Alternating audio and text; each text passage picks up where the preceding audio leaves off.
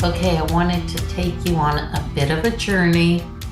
This could be considered a more advanced type of way that you can use the variation service to see where your particular mutations might be. It's actually going to have to involve a couple of services, which I'll explain in a minute. So buckle up. We're going to look at structures and where the SNPs occur on them. So this particular page is the genome landing page for the genome I used as the reference genome in this analysis. And if I go to protein structures and click on that, you're going to see that it has no results found. Now, generally for the public genomes in BV-BRC, we run AlphaFold on the called proteins. This is a private genome, so I don't have it. So how do I find an AlphaFold prediction for a gene I'm interested in? So we're going to have to go up in the breadcrumb here to the species. So let's click on that. And that takes us to the landing page for the E. coli species. And here, if I click on protein structures, it will give me a list of almost 12,000 protein structures. That's a lot. How do I find out what I'm interested in? We're going to dig deeply into dihydrofolate reductase. So I could put that in there, but if we can, I'd like to see some structures that might have trimethoprim interacting with it. So I'm going to type in trimethoprim. And I can see a number of structures here. And if I open it up and open it up further, you can see it's in complex with it. So let's just click on that. It's in complex with trimethoprim and NADPH. So if I want to see that structure, I can look here and click on the structure. And there I can see it. And if I mouse over it, that's the NADP. And that's the trimethoprim. And that's an arginine hanging off there. That sulfate ion. And the rest of it is dihydrofolate reduction. Now I already see an issue. In my protein, for the private genome, and let me go back here. I want to go into my private genome. We were there before. Click here. And then if I go into proteins and I do dihydrofolate reductase, here it is. That's 196 amino acids long. And this one, you can see the structure here, it's not that long. So in whatever this reference genome is, there is a different start site.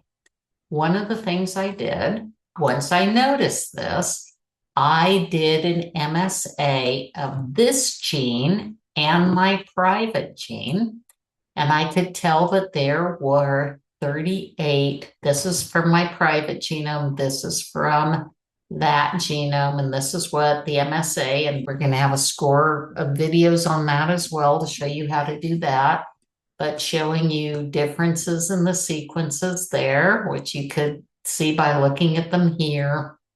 And there should be some more along here, but here is that. So I could see that there were those differences. So I had to keep that in mind when looking at this structure. Now, some of the fun things you can do with the structure is move it around like this. And when you mouse over things, NADP, and here's the trimethoprim here, which is smaller than that. Let me scroll around so we can see. Oh, that's kind of a nice view here of it. Okay, so we see it here. Now, remember when I showed you those Excel sheets, and you could see these are the locations within the reads where the mutations were occurring. And because this protein I can't go to position 190 because in the reference genome it doesn't have, then I have to subtract that other part to it. Let's go back to our genome. And the 190 actually is 152. And so in our genomes, it converted from cysteine to a phenylalanine. So this one had that. Now notice when I mouse over it, you can see pink appear. I'll just quickly do this so you can see that pink thing scrolling across. I can zoom in on it too. See, isn't this fun? Okay. So when I'm zoomed in on it, I can scroll over things and you can see where they are. Okay. So the other mutations that are occurring here, and let's keep in mind where we have our friend trimethoprim, because I'm trying to see, are there any SNPs that are anywhere around there? One of the SNPs, it goes from a W to a G at 30. So there, you see where that pink is? So that's one of the SNPs. And keep in mind that we have him here, trimethoprim here, and this there, okay? So the next one is a Q to a D at this position, and that's getting closer. All right, and then this position, and then at this position. Okay, see where that is? So those are sort of in the same region. So you can see where they are. You can map where things are. Now there's another thing that you can do from this. This is my private genome, and I'm looking at dihydrofolate reductase, which we've done before. If I go to the feature page for that, and I click on the conserved domain database search, so let's click on that. Sometimes this takes a little while to load, so we'll patiently wait. And it shows you things that are important from that.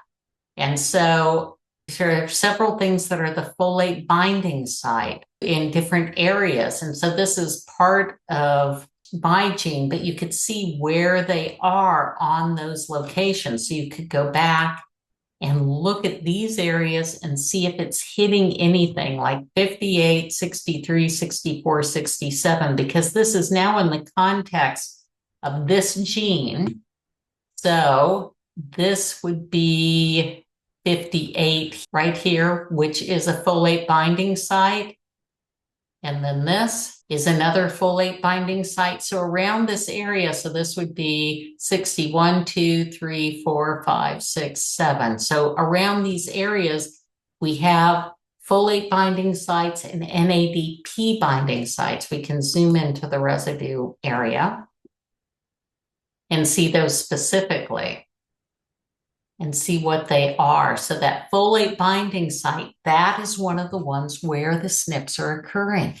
So you can run the SNP analysis, but then I would encourage you to look at other facets and even go to different resources. I have struck gold on occasion with the conserved domain database and looking at it like this. This has been very useful for me, and that's why we have links to those. So I would encourage you to do that. And this is just some of the downstream functionality that you can do with the variation service. I hope you enjoyed it. Remember to check videos, contact us if you need help, and good luck. Use it. You'll enjoy it. Bye now.